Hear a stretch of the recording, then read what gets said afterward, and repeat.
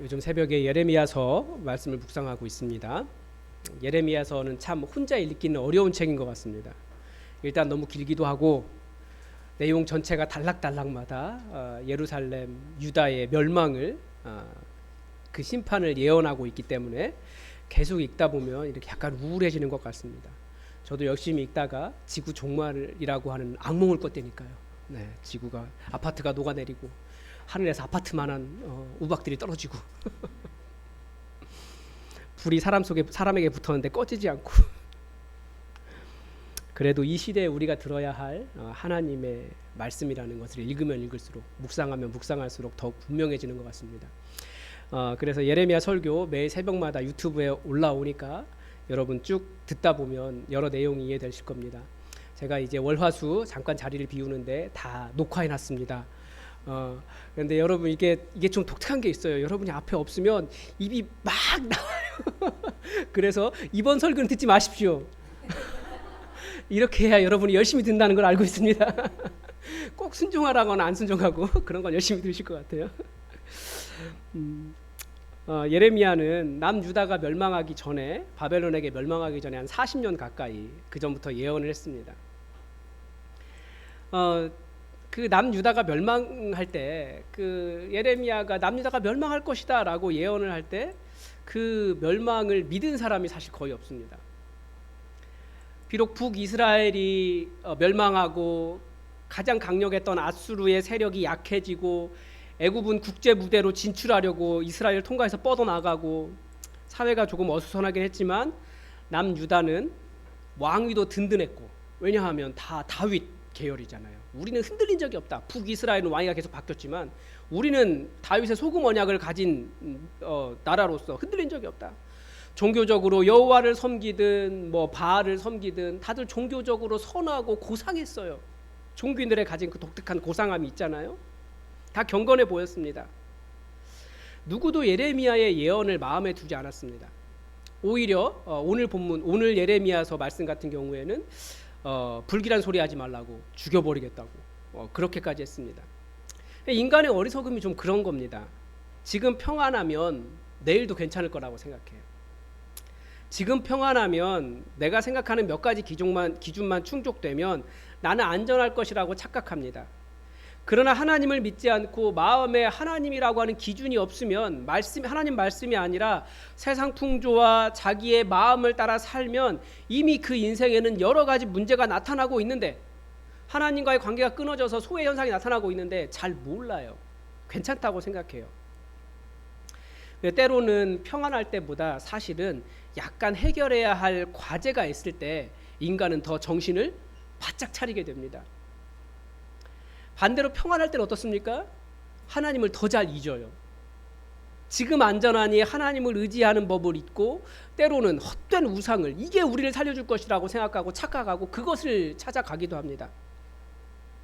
그래서 제가 어떤 목사님에게 들은 조금 이상한 목회 방법이 있어요. 이게 맞지는 않는 것 같아요. 교회에 부채가 있으면 목회가 된다고 이야기하시더라고요. 그러니까 교회가 빚을 좀 져야 성도들이 그 빚 갚으려고 열심히 똘똘 뭉쳐서 일을 한대요. 제가 그래서 아이고 그 교회 아무 문제 없고 잔잔하니까 목사님이 풍파를 일으키셨구나 그런 생각이 들었습니다. 근데 확실한 건 그거예요. 인간은 약간 어려움이 있을 때 평안할 때보다 잔잔할 때보다 하나님을 더 잘 찾는다라는 거죠. 우리가 계속 살펴보고 있는 이 사사기도 그렇습니다. 이스라엘 자손들이 언제 하나님께 돌아옵니까? 외국에 엄청난 압제를 당하고 다 빼앗기고 그제서야 하나님을 찾습니다. 반대로 평안해지면 우상을 섬깁니다. 이상하죠? 하나님께 주신 평안이 가득한데 우상을 따라가요. 최근 몇 주 동안 보고 있는 이 기드온도 그렇습니다. 지지난주에 기드온과 300명이 하나님의 놀라운 승리를 경험했습니다. 그런데 이렇게 승리하니까 어떻게 됩니까? 하나님의 자리를 차지하려고 하는 교만한 자들이 나타났습니다. 자기 자신에 대해서 므낫세 지파 중에서도 가장 작은 자라고 이야기했던 기드온도 점점 변해갑니다. 오늘은 이제 완전한 승리를 얻고 나니까 기드온이 어떻게 되는지 더 자세하게 보여줍니다. 참 안타깝죠? 사람들은 높아지고 승리하고 평안할수록 잘 넘어져요. 다 평안을 찾아가는데 그래서 오늘 다시 한번 말씀을 보면서 넘어지면 안 되는구나. 왜 넘어지는가? 평안할수록 어떻게 살아가야 되는가? 우리가 하나님 말씀 속에서 그 방법을 찾아갔으면 좋겠습니다. 가장 먼저 볼 수 있는 것은 기드온이 점점 잔인해지고 있다는 거죠. 지난주 본문에서는 기드온이 자기를 돕지 않았던 숫곳과 분노엘 사람들에게 어떤 짓을 했는지를 보았습니다. 근데 오늘 본문은 이 미디안의 두 왕인 세바와 살문나를 처형하는 장면에서 시작합니다. 이런 적장에 대한, 적왕에 대한 처형은 전형적인 고대 전쟁 방식입니다. 그런데 이 내용은 몇 가지 불편하고 불길한 내용을 담고 있습니다. 우선 세바와 살문나에게 그렇게 물어봅니다. 너희가 다볼에서 죽인, 다볼이라고 하는 동네에서 죽인 사람들이 자기 형제들이라고 밝혀요. 세바와 살문나에게 너희가 내 형제들을 죽이지 않았으면 나도 너희를 이렇게 처형하지 않았을 거다라고 이야기를 합니다. 그러니까 이 말은 기드온이 그 300명, 정말 순진한 300명이잖아요. 충성하는, 전쟁에 나가는데 빵이랑 나팔 들고 나간 칼도 못 든 그런 사람들이었어요. 근데 그런 사람들 데리고 열심히 이들을 추격한 이유가 뭡니까? 개인적인 원한을 갚기 위한 것이었다라는 거예요. 국력을, 나아가 하나님께서 세워주신 그 사사라고 하는 직분을 개인의 복수를 위해 사용한 사사는 기드온이 처음입니다. 이건 지금의 시대도 마찬가지잖아요. 어떤 국가 권력이 자기 개인의 일을 위해서 사용합니까? 그건 크게 잘못된 일이거든요. 또 다른 불길한 점은 이 세바와 살문나를 죽일 때 첫째 아들 여델에게 그들을 치라라고 이야기합니다. 근데 기드온의 첫째 아들 여델은 어떤 아이였습니까? 칼을 빼지도 못하는 수준의 어린 아이였습니다. 왜 여기에서 첫째 아들 여델을 등장시켰겠습니까? 보통 이런 전쟁에서 승리했다고 적대국의 왕의 머리를 치는 일을 자기 첫째 아들, 어린 아이들에게 시킨다는 것은 다음 왕이 될 아들이 그 나라의 온 나라의 군대를 이끌 수 있는 강한 사람이 되어야 한다라고 하는 일종의 왕위 수업이잖아요. 그러니까 기드온이 왕위를 생각하고 있는 거예요. 또 다른 불길한 점은 세바와 살문나가 어린 아이에게 죽임을 당하는 일이 모욕적이니 급에 맞는 대우를 해줘라 라고 말을 합니다. 그게 사람이 어떠하면 그 사람이 그의 힘도 그러하니라 라고 하는 말입니다. 그러니까 우리는 왕이다. 그러니까 우리 처형하려면 왕이 나와서 처형해야 되지 않느냐. 그랬더니 어떻게 합니까? 기드온이 벌떡 일어나서 그래 잘됐다. 그러면서 기드온이 목을 칩니다. 자기가 왕급이라는 거죠. 자기는 왕의 급이라는 거예요. 받아들인 거예요. 그리고 그들의 낙타 목에 있었던 초승달 장식을 떼어냈습니다. 이 초승달 장식이 이 일종의 왕의 문양이거든요. 그리고 또 본문에도 나오지만 26절에 보면 초승달 이외에도 패물과 미디안 왕들이 입었던 자색 의복을 취했어요.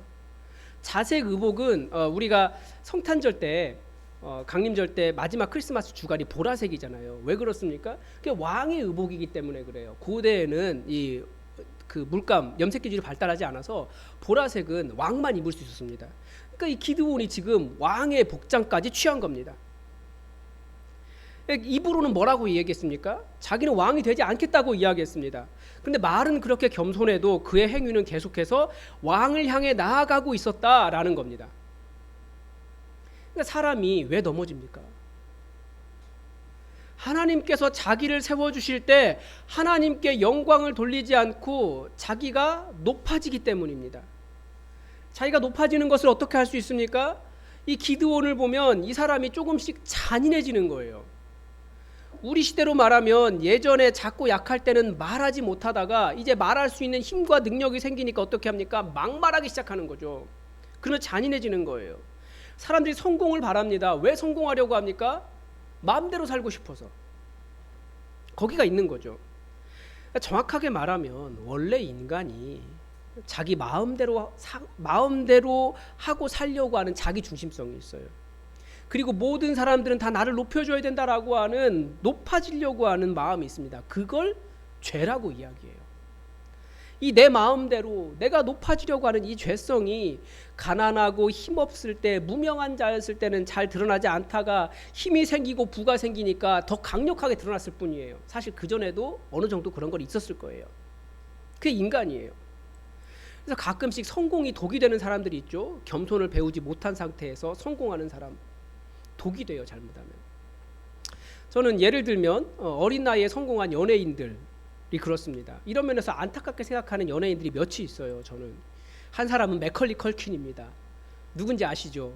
크리스마스만 되면 하고 나타나는 아주 귀여운 그 10살 절대 성장하지 않는 저희 아이들도 알고 있는 사람입니다.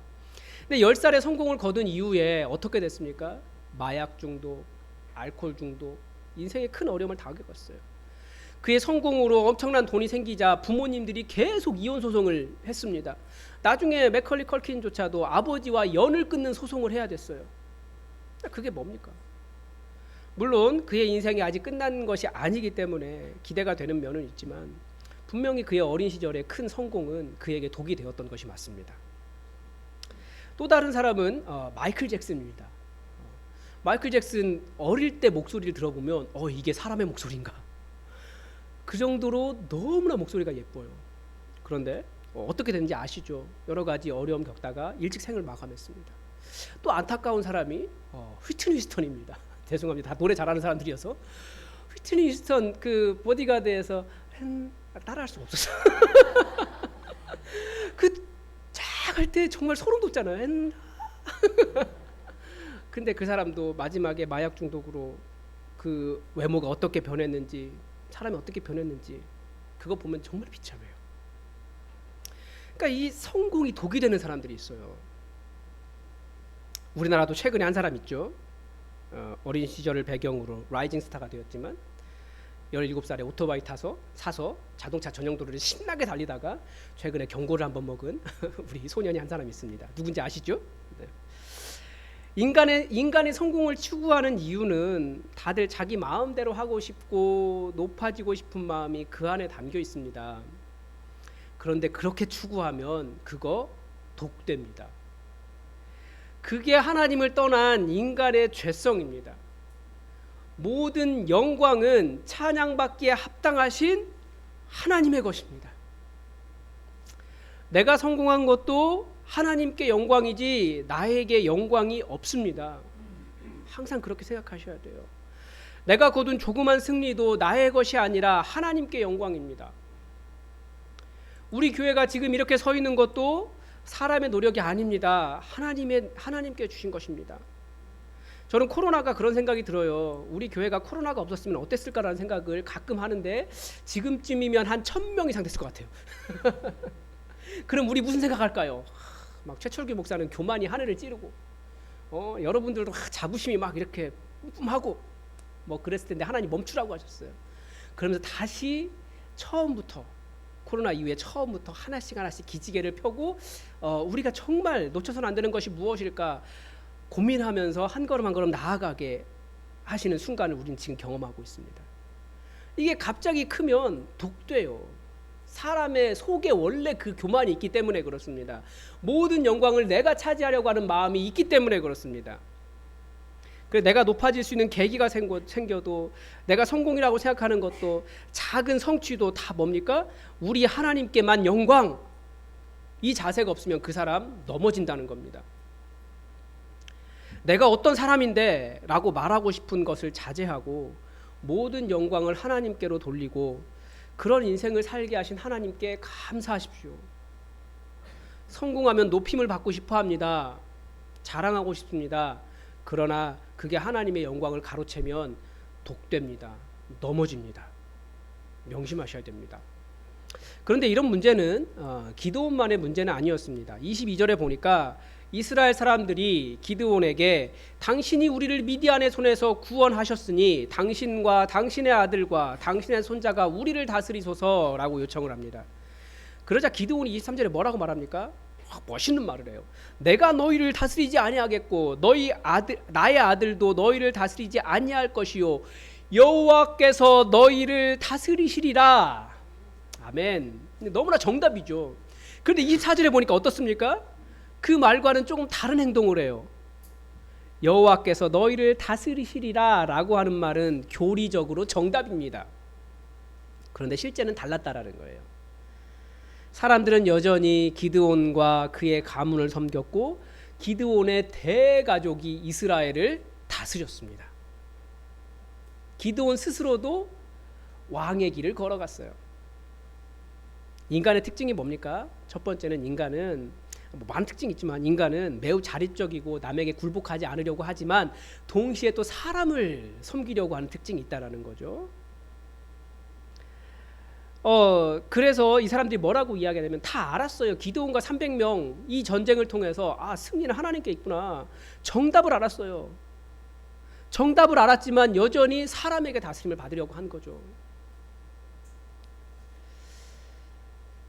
당신이 우리를 미디안의 손에서 구원했다라고 하는 말은 여전히 어떤 혼란이 있는 겁니까? 정답은 알아요. 구원자는 하나님이시다. 그러나 자기의 삶의 실제에서는 사람을 섬기려고 한 거예요. 하나님이 우리의 구원자라고 하는 생각을 못한 겁니다. 인간을 섬기고자 하는 마음 안에 여전히 구원자가 누구인가에 대한 혼란이 있는 거예요. 정답은 알지만 완전히 수용하지 못한 거죠. 기드온이 구원자였습니까? 기드온과 300명의 이 전쟁을 통해서 하나님께서 꼭 우리에게 알기를 원하신 것이 무엇이었습니까? 사사기에서 처음부터 끝까지 계속 우리에게 하시는 말씀이 무엇입니까? 구원자는 오직 여호와 하나님 한 분이시다예요. 누가 모릅니까? 우리 다 알아요. 기드온도 알았습니다. 그래서 나도 내 가족도 너희를 다스리지 않을 거다라고 말했습니다. 그러나 삶에서는 잘 안 된 겁니다. 그러니까 진리를 아는 것과 진리를 따라 사는 것은 그만큼 큰 차이가 있는 겁니다. 안다고 되는 것 아니에요. 알면 제대로 살아가기 위해서 사실은 약간의 노력이 필요합니다. 진리를 아는 것과 그 진리를 따라 사는 것, 우리는 어떻게 통합할 수 있을까요? 사실 그리스도인에게는 이게 많이 과제죠. 우리가 멋있는 말, 진리, 정답, 교리 다 압니다. 근데 그대로 살지 못해서 문제죠. 많은 방법이 있겠지만 저는 다행히 우리가 말씀을 붙잡고 묵상하고 계속해서 어떤 수행을 하는, 말씀대로 따라가는 수행이 필요하지만 저는 예수님의 본을 보셨으면 좋겠어요. 예수님은 어떻게 하셨습니까? 예수님은 계속해서 내려오셨어요. 그분은 이미 왕이셨습니다. 그런데도 왕의 자리를 취하지 않으시고 내려오셨습니다. 하늘 보좌를 버리시고 내려오셨습니다. 그분은 이미 하나님이셨습니다. 그렇지만 이 땅에 내려오셔서 그분은 아버지께, 성부 하나님이신 아버지께 모든 것을 의탁하셨습니다. 그 하늘 보좌에서 천군 천사들의 가장 아름다운 찬양, 경외 다 받으셨지만 그거 버리고 가장 낮은 아기가 되셨어요. 이것을 뭐라고 이야기합니까? 성육신이라고 이야기합니다. 내려오시는 거예요. 진리를 지적으로 아는 것을 넘어서 진리를 따라 살아낸다는 것은 그만큼 말씀 때문에 포기하고 내려오는 삶입니다. 나의 편안함, 내가 보기에 저거 잘 이해하지 못하겠어라고 하는 것도 포기하고 내려오는 거예요. 우리가 예수님을 닮아간다는 것은 예수님처럼 하늘 보좌에서 피조물로, 가장 강력한 신에서 가장 연약한 아기로, 모든 생명을 창조하는 창조자에서 모든 피조물을 위해 죽는 십자가의 자리로 가는 것이 성육신입니다. 그리스도인은 그 부르심 받았어요. 그냥 으이그 내가 좀 참지 라고 말하는 것은 어떤 자세입니까? 여전히 내가 높은 거예요. 더 낮아져야 된다고요.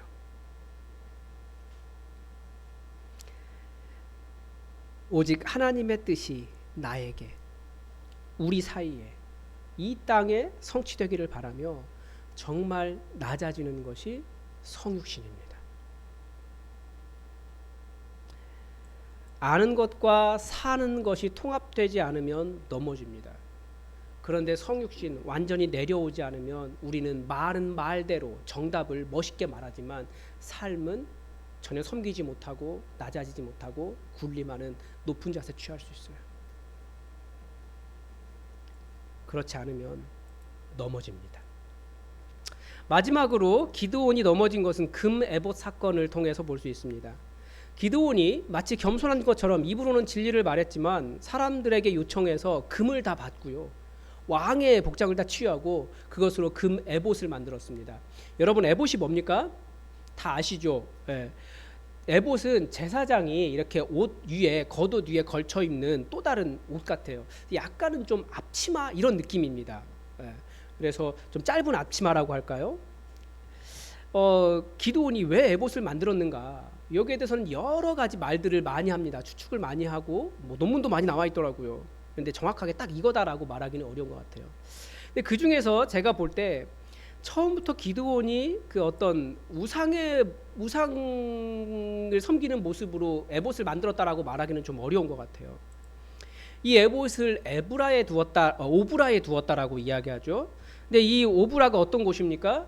6장 24절에 보면 이미 거기에 기드온이 자기에게 오신 하나님을 기념해서 여호와 샬롬이라고 하는 제단을 세웠습니다. 거기에 금 에봇을 둔 거예요. 그런데 사람들이 후대에 이 에봇을 마치 우상을 섬기듯이 음란하게 섬겼고 이것이 기드온과 그 집의 올무가 되었습니다. 이런 추측을 해볼 수 있는 거죠. 거기에 여호와의 제단이 있으니 거기에 제사장도 있어야 할 것 같다는 생각을 했던 것 같습니다. 나중에 열왕기서에 보면 이스라엘의 문제로 제기되는 문제가 공식적인 여호와의 제단이 예루살렘에 있는데 사람들이 각종 지역 제단을 세우고 거기에서 섬긴 거예요. 당시에는 공식적인 여호와의 제단은 실로에 있었습니다. 거기에는 아론 계열의 정통 제사장이 있었어요. 근데 이것이 무엇을 보여줍니까? 인간은 여호와 하나님을 예배하려고 하지만 정말 소중하다라고 하는 가치를 가치를 숭배하는 경향이 있다는 거죠. 그러니까 뭐냐면 그 에봇을 통해서 여기 제단이 있으니 제사장도 있어야겠다라는 생각을 한 거고 그 제사장의 표시로 금 에봇을 둔 거예요. 그러니까 예배의 대상은 여호와 하나님이신데 우리가 생각하는 어떤 소중한 가치 그것을 숭배하다 보면 그것을 정말 소중하다고 생각하다 보면 이게 숭배의 대상이 된다고요. 우리 시대는 정말 많은 가치의 대립이 있습니다. 국가 간의 대립이 있어요. 굉장히 소중하죠. 근데 이해가 돼요. 안보 굉장히 소중해요. 우크라이나 러시아 전쟁을 봤을 때 전쟁이 끝나고 나면 우크라이나가 앞으로 계속 경계할 게 뭘까요? 러시아가 또 언제 쳐들어올까? 안보 문제가 굉장히 중요할 것 같아요. 우리나라도 사실 마찬가지거든요. 북한과의 전쟁을 경험했거나 그러면 지금도 북한과 대립하고 있으니까 이건 굉장히 중요한 문제예요. 또는 정치의 문제가 교회 안에서도 사람들 안에서도 가족 안에서도 굉장히 첨예하잖아요. 교회도 마찬가지예요. 뭐 환경 계속 더워진다고 하는데 환경, 뭐 동물을 대하는 자세, 뭐 지역 거기에 따라서 교회가 헤쳐 모입니다. 제가 아는 목사님 한 분, 아까 말했던 목사님과 다른 분이에요. 네. 교회를 성장시키는 방법은 그물로 성도들을 모으는 거다 이렇게 얘기했어요. 그런데 그분이 생각하는 그물이 뭐였냐면 정치였습니다. 그래서 정치적인 발언 막 하고 그러니까 성공했어요. 물론 이제 굉장히 많은 사람들이 나갔죠. 근데 그것만큼이나 또 많은 사람들이 들어왔어요. 아주 강력한 사람들이. 큰 성공을 거두었어요. 나름대로.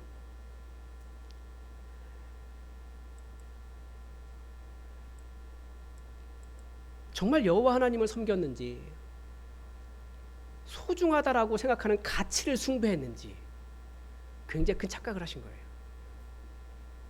이런 면에서 우리도 조심해야 한다는 생각이 들어요. 왜냐하면 우리 교회는 건강한 교회가 무엇인가, 정의가 무엇인가 이것을 마음속으로 평가하면서 우리는 교회를 세웠습니다. 근데 자칫 잘못하면 우리가 정말 이 좋은 의도로 시작했어도 소중하다고 하는 가치가 얼마든지 여호와 하나님보다 더 숭배될 가능성이 있다라는 거예요. 예를 들면 종교개혁 시대의 만인 제사장설 그런 것이 그런 겁니다. 틀린 말 아니잖아요. 모든 사람들이 다 왕같은 제사장으로 부름받은 게 왜 틀린 말입니까? 틀린 말 아니에요. 그런데 갑자기 우리도 다 말씀의 해석자다라고 하면서 모든 사람들이 뭐 말씀의 해석자로 드러나면서 교회의 말씀에 큰 혼란이 일어났어요. 그리고 농민전쟁 같이 뭐 사람 다 일어나가지고 사람 죽이는 일 했습니다. 어떻게 된 겁니까? 좋은 의도가 사람 죽이는 일로 가는 거예요. 그게 왜 그렇습니까? 정말 소중하다고 생각하는 옳다라고 하는 가치 자체를 숭배하기 때문에 그렇습니다. 인간이 그래요. 여호와 하나님에게서 자꾸 포인트를 다른 것으로 옮겨갑니다. 어떤 생각이 머릿속에 들어가면 그것을 절대적이라고 사람들은 생각하다가 그걸 숭배하는 데까지 간다고요. 어떤 사람에게는 여호와 하나님이 경배의 대상이 아니라 교회가 그 가치가 될 수도 있어요. 교회 소중하잖아요. 교회가 틀린 거 아니잖아요. 그런데 교회가 숭배의 대상이 되면 그 사람은 얼마든지 교회 때문에 불법도 행할 수 있어요. 이 시대는 행복이라고 하는 단어를 숭배하고 있습니다. 그래서 계속 보는 게 뭐냐면 세상에서 행복이라고 말하는 것을 가지고 성경을 바꾸려고 해요. 대표적인 게 성적인 문제예요. 이제 세상은 간음죄도 없습니다. 뭐 성을 꼭 부부관계에서만 해야 되느냐, 그걸 뛰어넘을 수 있다. 성경이 그렇게 말하고 있지 않은데 성경을 수정하려고 해요. 이제는 그게 자기들이 생각하고 있는 그 사랑이라고 하는, 행복이라고 하는 가치를 숭배하기 때문에 발생하는 일입니다. 이 시대는 인간을 매우 능력 있는 존재로 긍정적으로 사고하도록 가르칩니다. 그래서 여호와 하나님을 믿는 것이 아니라 자신들의 어떤 윤리적인, 교리적인 선함을 숭배하고 있습니다. 근데 우리는 항상 잊지 말아야 돼요. 인간은 누굽니까? 죄인입니다. 성경이 우리의 본질을 죄인이라고 이야기하고 있어요. 어느 정도까지 죄인입니까? 하나님이신 예수님이 죽으셔야만 해결될 정도로 큰 죄인이라는 거예요. 그래서 우리는 복음을 항상 기억해야 돼요. 십자가는 우리를 향해서 하나님이신 예수님이 죽으셔야 할 만큼 큰 죄인이라고 가르쳐 줍니다. 그러니까 죄인이기 때문에 제발 다른 죄인 보고 너 죄인이야 라고 정죄하지 말라고. 가장 큰 죄인은 너라고. 그렇게 말씀하시는 것이 성경입니다. 그런데 그런 죄인을 하나님의 자녀로 받아주셨으니 이것이 얼마나 큰 은혜인가. 그 은혜를 알고 살라고, 그 감사 잊지 말라고 가르쳐 주시는 겁니다. 그래서 오늘 교동문 같은 경우 계속 감사해라, 감사해라. 왜 감사합니까? 감사할 이유가 차고 넘치는 거예요. 우리는 왜 예배합니까? 감사할 이유가 차고 넘치니까 하나님 감사합니다. 그러면서 예배드리고 있는 거예요. 물론 이 시대는 죄인이라고 하는 단어도 굉장히 싫어해요. 보니까 교회 안에서 죄인이라는 단어가 사라진 지가 오래가 되었어요. 보니까 우리가 잊어간 것이 그거더라고요. 이 시대 문화는 조금 있으면 아마 이렇게 될 것 같아요. 최 목사가 설교 시간에 나보고 죄인이라고 했어. 내가 그 말 때문에 기분이 굉장히 나빴거든. 트라우마 생기려고 안 해. 고소할 거야. 얼마든지 그럴 수 있어요. 이 시대가 그래요. 자기 기분 나쁘면 뭐든지 걸고 넘어져가지고 당신이 나 기분 나쁘게 했다고. 그렇게 시비 거는 게 이 세상이잖아요. 지금 우리 문화잖아요. 나는 절대 잘못 없어. 이렇게 말해요. 순종하기보다 계속해서 자기 합리화하고 자기 의를 내세우려고 하고.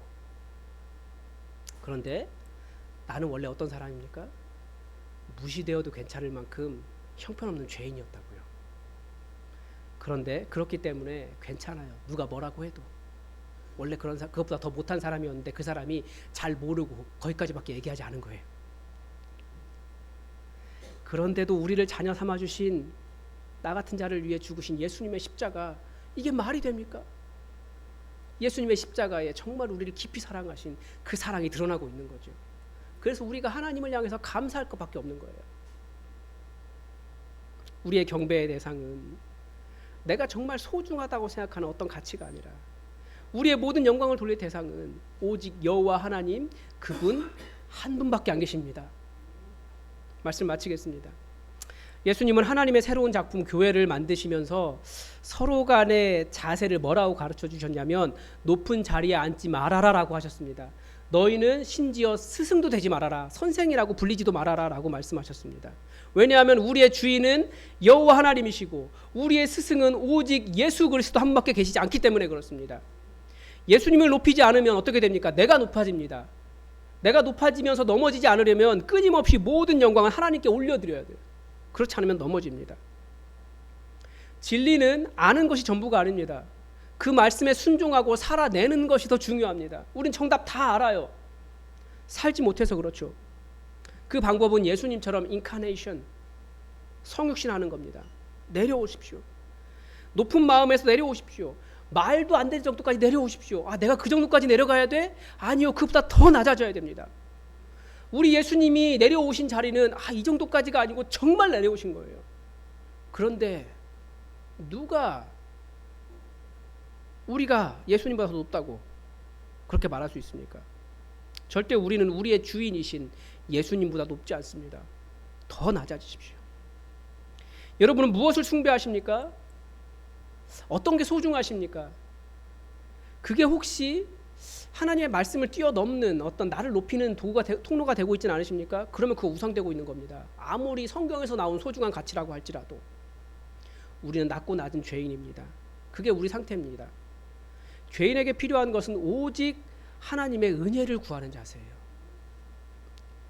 죄인이 아니라고 혹은 죄인이라고 인정하지만 그래도 조금 괜찮은 자라고 말하고 싶은 마음이 우리에게 있습니다. 근데 그것도 사실은 우리를 긍정적으로 좀 높이려고 하는 죄된 교만일 뿐입니다. 나에 대한 모든 기대를 내려놓고 오직 예수님의 용서하심, 우리 하나님의 은혜만을 사모하십시오. 그 은혜만이 우리를 살립니다. 여러분, 언제든지 넘어질 수 있다는 것을 기억하시고 가장 겸손한 자로 하나님께 모든 영광 돌리며 우리 살아갑시다. 기도하겠습니다. 하나님 아버지, 오늘 하나님의 은혜로 시작했던 기드온이 어떻게 이렇게 넘어져 가는지 그 불길한 상황들을 우리가 보았습니다. 하나님, 그런데 이건 기드온만의 문제가 아니라 얼마든지 우리도 그렇게 넘어질 수 있는 교만한 죄인이라는 것을 다시 한번 생각합니다. 하나님, 이런 죄인을 위해서 하나밖에 없는 아들을 내어주신 하나님의 사랑에 너무나 감사드립니다. 그 은혜 온전히 아는 사람들 되게 하여 주시고 항상 겸손하여 예수님의 뜻 잘 따라가고 하나님께만 영광을 올려 끝까지 충성된 주님의 백성 되게 하여 주시옵소서. 우리를 사랑으로 하나님의 자녀 되게 하심을 위하여 감사드리며 예수님의 이름으로 기도드립니다. 아멘. 우리 다 함께 찬송가 516장 함께 찬양하겠습니다.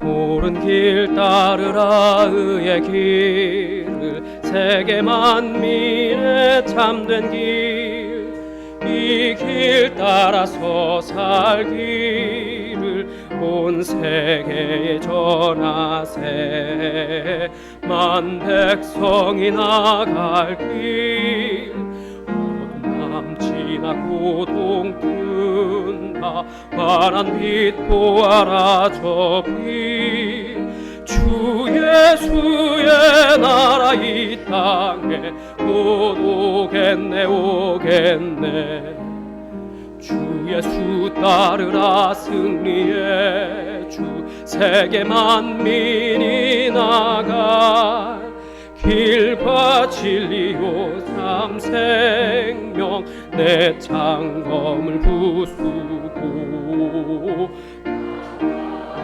화평과